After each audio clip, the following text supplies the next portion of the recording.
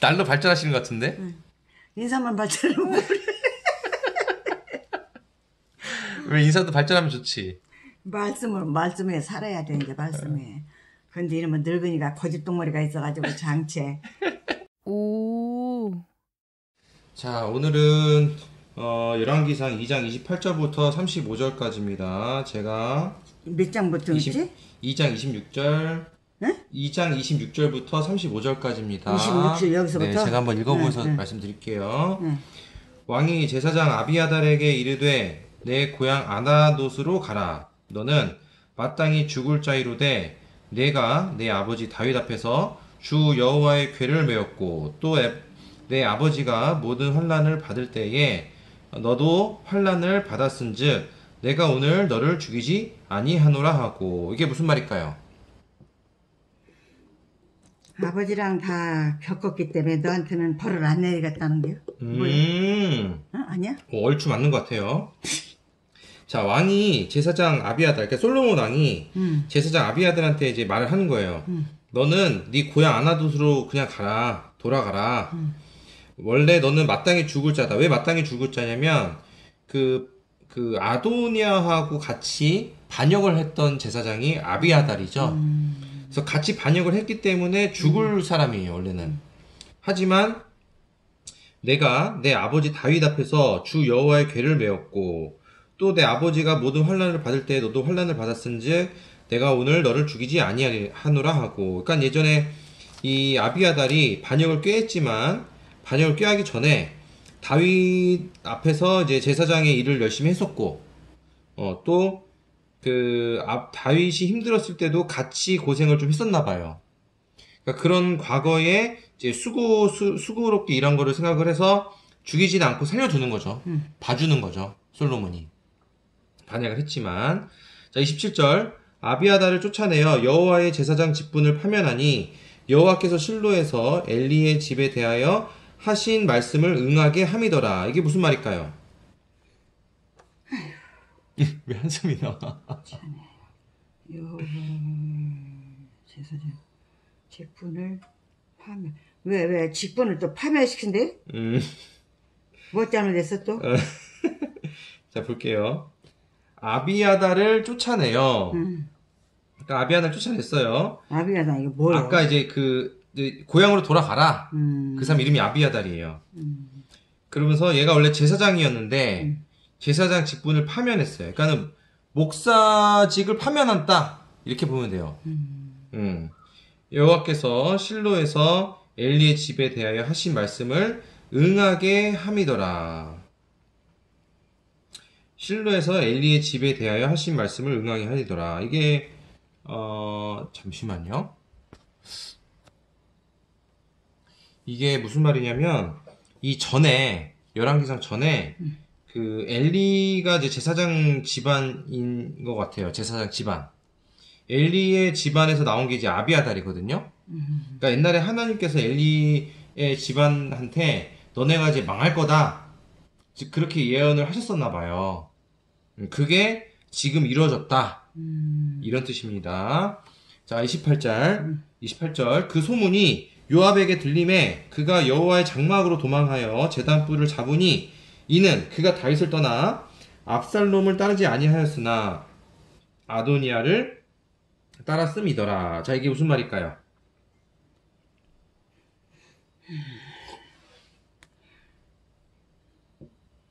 그러니까 소문이 들어가고 나니까 요압에게 아들 드림에 소함 들어서 듣고 나니까 네. 겁이 나는가 봐. 그래서 장막으로 도망쳤거든. 그렇죠. 도망쳤으니까 나오라고 해도 나올는지 안 나올는지 모르지 지금. 그 요압이라는 사람이 그 아비아달하고 같이 반역을 꾀했던 사람입니다. 그래서 얘도 이제 그 아비아달이 이제 파면당하고 쫓겨난 그 벌 받은 걸 들었어요, 소문을. 그러니까 이 요압도 나도 큰일 났다. 그래가지고 도망가는 거예요. 근데 어디로 도망갔냐면 여호와의 장막으로 도망갔대요. 그러니까는 예를 들어서 뭐 우리 지금을 따지면 이제 교회로 도망간 거죠. 교회. 저 살으려고 그래도. 예, 거기서 함부로 죽일 수 없겠지. 설마 그렇게 생각한 거예요. 그러니까. 그래서 걔를 택한 거야. 그렇죠. 거기다가 제단 뿔을 잡았다는데 이 제단 뿔을 잡으면은 이제 하나님한테 부탁을 하는 거예요. 뿔을 잡는 거예요. 그러니까 이는 그가 다윗을 떠나 압살롬을 따르지 아니하였으나, 그러니까 이제 다윗이 왕일 때는 다윗을 배신하지는 않았었는데, 그러니까 압살롬이 이제 아들이거든요, 다윗의 양. 그때 다윗을 반역했던 게 압살롬이에요. 그러니까 다윗의 때는 반역해서 압살롬을 따르지 않았지만 아도니아를 따랐습니다. 그러니까 솔로몬이 이제 왕이 되려고 했을 때는 그때는 이제 반역을 한 거죠, 아도니아를 따라서. 그 말입니다. 자, 29절. 어떤 사람이 솔로몬 왕에게 아뢰되 요압이 여호와의 장막으로 도망하여 제단 곁에 있나이다. 솔로몬이 여호야다의 아들 브나야를 보내며 이르되 너는 가서 그를 치라. 자, 이게 무슨 말일까요? 죽이라는 것인가? 그렇죠. 아이고, 할머니 잘 이해하시네. 왜 슬퍼? 죽이는 거 싫어. 죽이기 싫어. 도망하여 제단 곁에 있나이다. 어떤 사람이 솔로몬 왕한테 요압이 여호와 장막으로 도망갔다고 얘기를 한 거예요. 제단 곁에 있다고 얘기한 거예요. 솔로몬이 여호야다의 아들 브나야를 보내서 이르되 브나야한테 너는 그 교회 가가지고 그 요압을 죽여라. 이제 그렇게 명령을 내린 겁니다. 죽이라고? 네. 응. 30절 브나야가 여호와의 장막에 이르러 그에게 이르되 왕께서 나오라 하시느니라. 그가 대답하되 아니라 내가 여기서 죽겠노라. 브나야가 돌아가서 왕께 아뢰어 이르되 요압이 이리 내게 대답하더이다. 이게 무슨 말이에요? 그러니까 자기가 잘못했는데 나와서 죽더라도 나오는 게 겁이 난 거야. 미안하기도 하고. 그래요. 자, 브나야가 장막에 이르러서 이제 명령을 받은 브나야죠. 솔로몬 명령 받아서 이제 간 거예요. 장막에 갔는데 이제 장막에 가서 이제 요압한테 말을 한 거예요. 솔로몬 왕이 나오라고 너한테 명령하셨다. 나와라. 그런 거예요. 그러니까 이제 그 요압이 대답을 하되 아 싫어 나 안 나갈 거야. 나 그냥 여기서 죽어버릴래.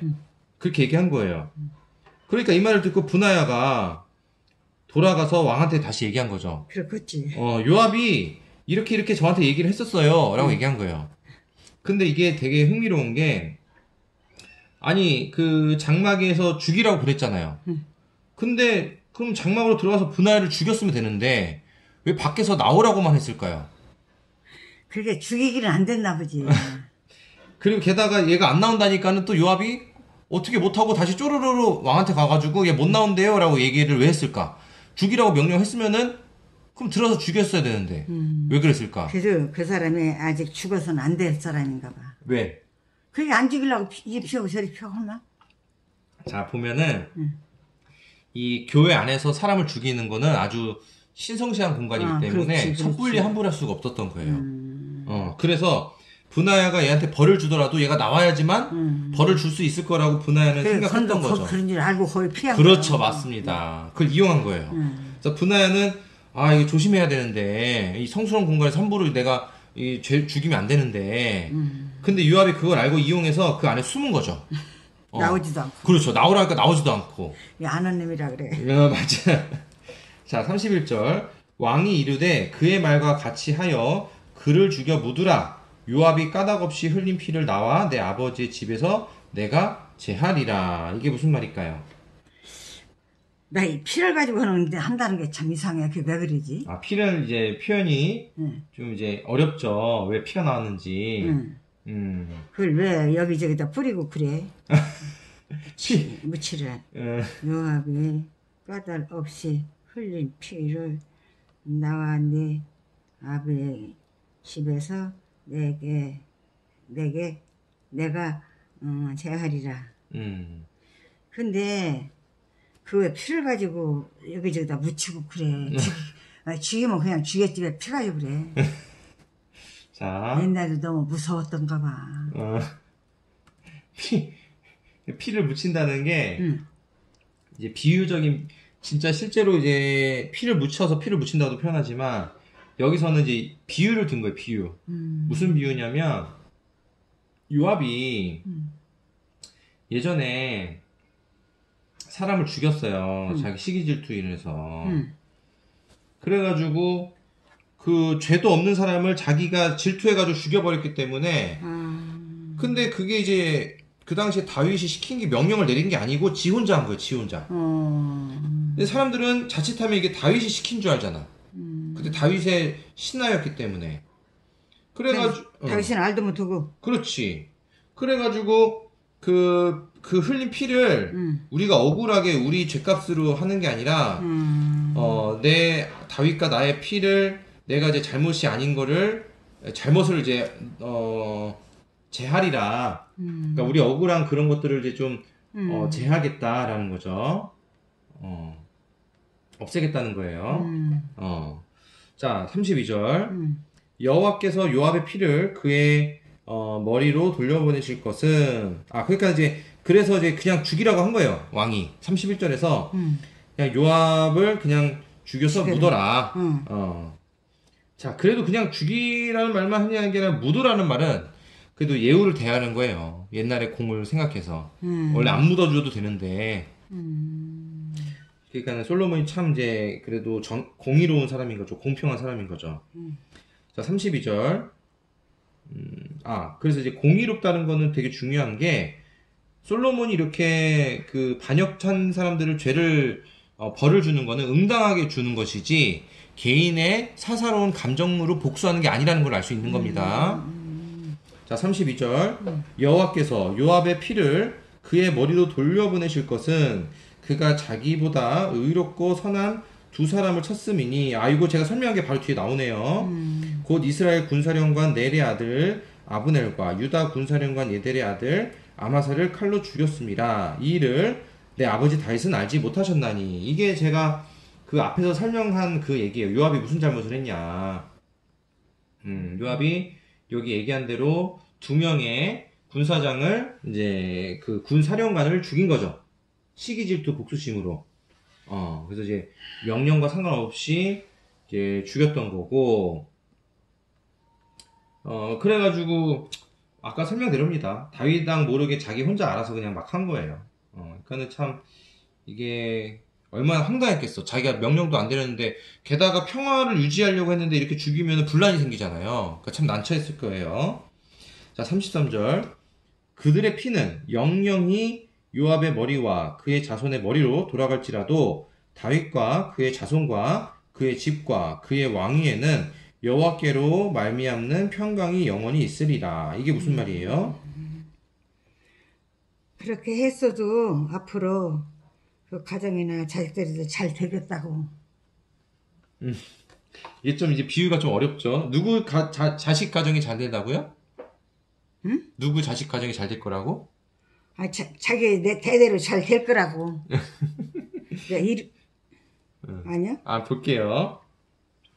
자, 그들의 피, 그러니까 그들의 피라는 거는 억울하게 죽은 사람들의 피예요. 요압이 죽여서. 근데 머리가 왜 발라?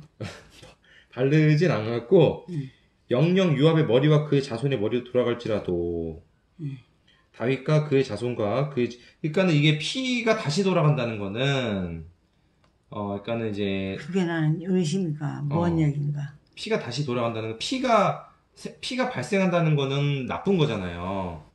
피를 흘리면 아프고 죽게 되는 거죠. 그러니까는, 피의 대가를 치른다, 이 뜻이에요.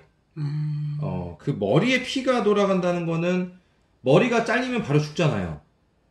뭐 그렇게도 좀 생각을 해볼 수가 있을 것 같아요. 어찌됐든 네가 흘린 피는 다시 네 자손한테 돌아간다. 네가 피를 흘리게 한 게 다시 자손한테 돌아간다. 그 말은 뭐냐면은 너의 자손들도 그렇게 곧 벌을 받을 것이다 라는 거예요. 대신에 다윗과 그 자손들은 하나님한테 평강을 얻을 거다라는 거예요. 그러니까는 요압이 잘못한 거지 얘네가 우리 다윗과 솔로몬이 잘못한 게 아니기 때문에 그걸 하나님이 알아보시고 여기는 평강을 주시고 잘못한 놈한테는 이제 복수를 다시 보복이 돌아간다는 거죠. 근데 이제 이게 이런 말이 나온 이유는 뭐냐면 다윗이 이제 그 복수한 사람이 나쁜 죄인이잖아요. 그 죄인과 같이 있으면 우리도 영향을 받아요. 근데 그 죄인을 내가 하나님의 뜻에 맞게끔 처리를 하면 이제 그것도 우리가 좀 하나님 뜻에 따라서 명령을 우리가 수행을 한 거죠. 뭐 그런 의미도 좀 생각해 볼 수 있을 것 같아요. 그러니까는 그로 인해서 그 나쁜 놈들의 요압의 이런 저주에 영향을 받지 않고 우리가 오히려 편안해진다라는 거죠. 자, 그 말은 뭐냐면 이 죄를 지은 죄인과 우리가 같이 그냥 어울려 지내. 예를 들어서 그냥 불쌍하다고 살려줘. 그러면서 어울려 지내. 그러면 좋아요, 안 좋아요? 그러게 이제 비웃겠지 딴 사람들이. 그것도 그렇고 조의가 없지 아무래도. 나중에는 이 죄인을 곁에 두어서 같이 지내면 이 죄인이 또 죄를 져요. 같이 지내면서. 그러니까 회개를 하면 상관이 없는데 그럴 사람이 아니에요, 지금 보니까. 그러니까 이런 사람을 같이 지내면 우리는 평화롭지 못해. 분란이 자꾸 일어나. 얘가 한번 이 분란 일으켰기 때문에. 그래서 이런 사람은 이제 하나님의 뜻에 따라서 처단을 해야 된다. 그래야 그에 따라서 우리도 평안할 수 있다. 뭐 그런 의미로도 볼 수 있을 것 같습니다. 자, 34절 읽어볼게요. 여호야다의 아들 브나야가 곧 올라가서 그를 쳐 죽이매 그가 광야에 있는 자기의 집에 매장되었니라. 이게 무슨 말일까요? 죽었으니까 자기 집에다 매장을 시키는 건 뭐 때문에요? 그러니까는 이제 집에 매장 이제 산소 묻어주는 거죠. 매장을 시켰대. 잘 이해하셨습니다. 자, 35절. 왕이 이에 여호야다의 아들 브나야를 요압을 대신하여 군사령관으로 삼고 또 제사장 사독으로 아비아다를 대신하게 하느니라. 이게 무슨 말일까요? 이건 잘 모르겠는데. 왕이 이제 그 요압이 죽었잖아요. 요압이 이제 군사령관이었어요. 그러니까 그 요압이 죽은 그 자리에 군사령관으로 브나야를 군사령관을 삼았다. 그리고 또 제사장 사독으로 아까 아비아달 보고 고향에 돌아가라고 했잖아요. 그러니까 그 아비아달이 그 자리를 대신해서 사독이 제사장 역할을 했다. 이제 그 뜻이에요. 다른 사람을 임명했다라는 겁니다. 자, 여기서 우리가 눈여겨볼 만한 게 뭐냐면 저는 이걸 보면서 그 현대의 우리 기독교인들이 좀 생각이 많이 났어요. 종교인들이. 왜 생각이 많이 났냐면 요압의 행동을 잘 보면 이게 지금 저도 그렇고 옛날에 저도 그랬고 현대 기독교인들이 많이 보여주는 행동과 되게 유사합니다. 무슨 말이냐? 요압이 죄를 왜 졌어요? 자기 감정대로, 자기 생각대로, 자기 원하는 대로 마음대로 행동했기 때문에 죄를 진 거예요. 시기질투한 게 그런 뜻입니다. 자기 감정대로. 자기가 또 성공하고 싶어서 경쟁자를 죽여버린 거죠. 중요한 건 그렇게 잘못을 했는데도 불구하고 자기 잘못을 뉘우치지 않고 어떻게 해요? 교회에 가서 숨었죠. 더 중요한 건 제사장 그 제단의 뿔을 잡았다는 건 하나님한테 이제 기도하고 하나님한테 매달리는 거거든요. 그 말은 뭐야? 자기가 잘못해놓고선 뒤에 와서 또 비는 거야. 하나님한테 살려달라고, 한 번만 봐달라고. 자, 그럼 우리 기독교인들 어떻게 해요? 평일에는 그냥 하나님 생각 안 하고 자기 고집대로, 자기 성질대로, 자기 마음대로, 자기 기분 내키는 대로 행동하고 말하고 그랬다가 교회 가서 또 회개하죠. 봐달라고, 용서해달라고.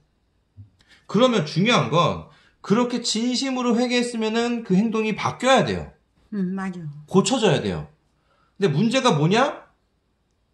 다시 일상으로 돌아가고 평일이 되면 똑같이 행동을 반복해요. 이게 문제인 거예요. 반복되는 게 문제인 거예요. 그렇다면은 과연 이 회개는 진심을 했는 게 맞는가? 이거를 다시 한번 의문을 품을 수 있죠. 맞아. 제가 작은 경험상으로 볼 때는 진심으로 회개하게 되면 행동이 바뀝니다. 절대 그렇게 안 하려고 노력을 해요. 근데 말로만 회개하는 사람은 그때뿐이고 평시에는 그렇게 조심하려고 하는 노력을 안 합니다. 못해요. 그러니까 진심이 아니었기 때문에 그래요. 진심으로 회개한다는 거는 절절하게 정말 내가 가슴이 아프도록 눈물 나면서 회개하는 게 진심으로 회개하는 거예요. 그러니까 회개라는 건 힘든 거예요. 아픈 거예요. 그 아프고 힘든 걸 또 한 번 더 하기 싫기 때문에라도 죄를 다시 짓지 않는 겁니다. 반복하지 않는 거예요. 그런데 이제 저도 옛날에 그랬듯이 많은 기독교인들이 그 자기 잘못에 대해서 진심으로 회개하지 않고 하나님을 수단으로 이용한다. 도구로 이용한다. 어떻게 살려달라고. 좀 봐달라고. 지금 요압이 딱 그런 거예요. 하나님을 수단으로 사용한 거잖아요, 지금.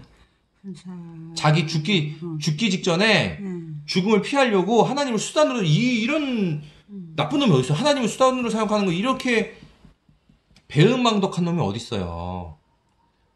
그런데 다 그런 건 아니지만은 다수의 기독교인들이 하나님을 수단으로 사용하고 있습니다.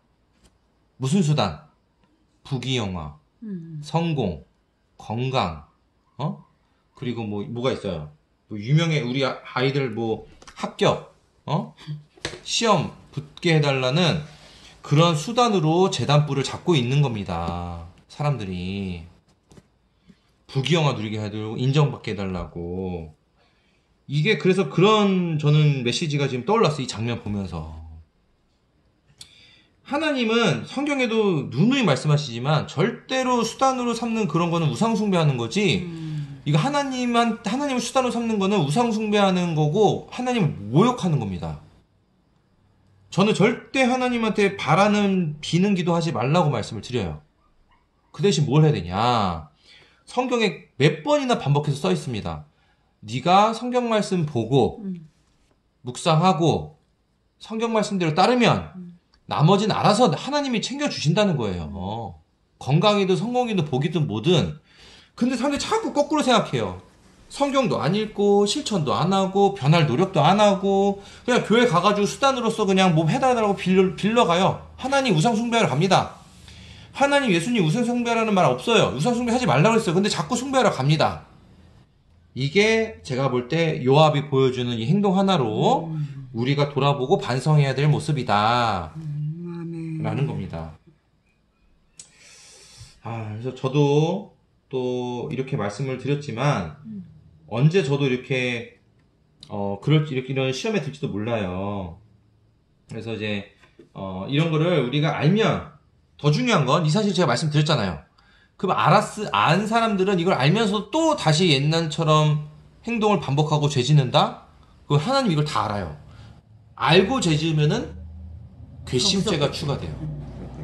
2배로 더 벌을 받아요, 그러면. 그러니까 기독교인은 딱 이거예요. 너무 기독교인은 축복입니다. 왜? 이런 성경 말씀을 우리가 배울 수 있기 때문에. 하지만 그대로 우리가 성경 말씀을 배워서 잘 실천하면은 일반인들보다 더 복을 많이 받지만 성경 말씀을 아는데 실천 안 하면은 일반인보다 2배로 벌을 받습니다. 그러니까 모르고 짓는 죄는 좀 봐줘요, 하나님이. 도피성이라는 도피성도 나와요, 도피성.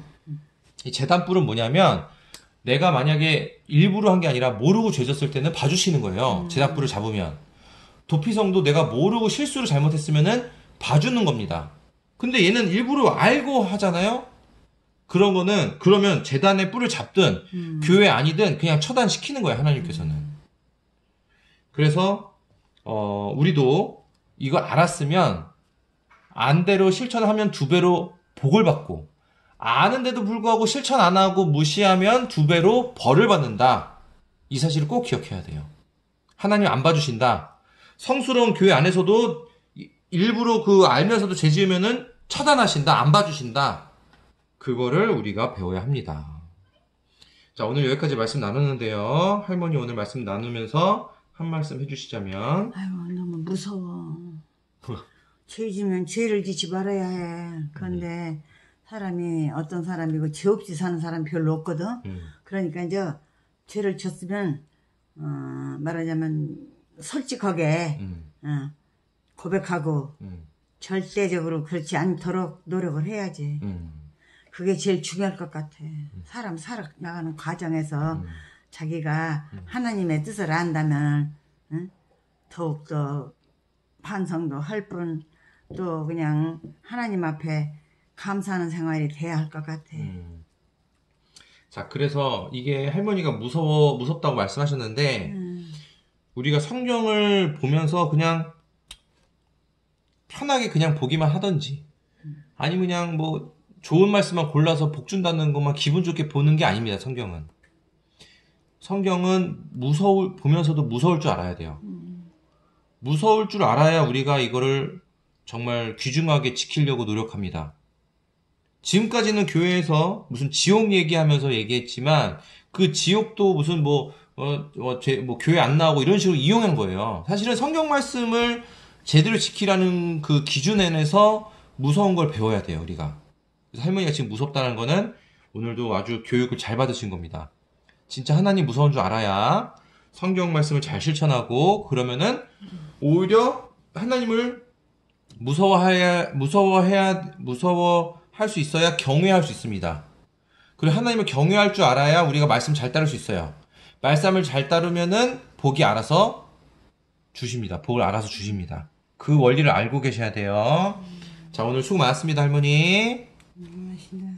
할머니 무서워서 힘이 하나도 없어? 무서워. 이게 사람이 지켜나가야 하는데 무섭기만 하면 안 되지. 우리가 그걸 실천을 하고 다시 태어나는 마음으로 살아야 되겠는데 아유 정말 겁나 무서워. 생활이 어떻게 변할지 우리 선생님 때문에 잘 변할 수 있으리라고 생각합니다. 고맙습니다. 끝났어요? 네. 안무 또 만나요. 선생님 고마워요. 할머니 인사 잘하시네. 날로 발전하시는 것 같은데? 인사만 발전하면 그래. 왜 인사도 발전하면 좋지? 말씀에 살아야 돼, 이제 말씀에. 근데 이러면 늙으니까 거짓동머리가 있어가지고 장체. 알겠어요. 네, 감사합니다. 이렇게 자세하게 듣기도 좋게 일러주는데도 이게 참 내가 왜 이렇게 바보가 됐는지 들은 대로 잊어버리고 또 이렇게 보고도 뒤는 다 잊어버리고 앞에 그것만 알고 참 이것을 어떻게 회복시켜요? 꾸준히 이렇게 매일매일 하면 돼요. 조금씩 알아가면 돼요. 선생님 감사합니다.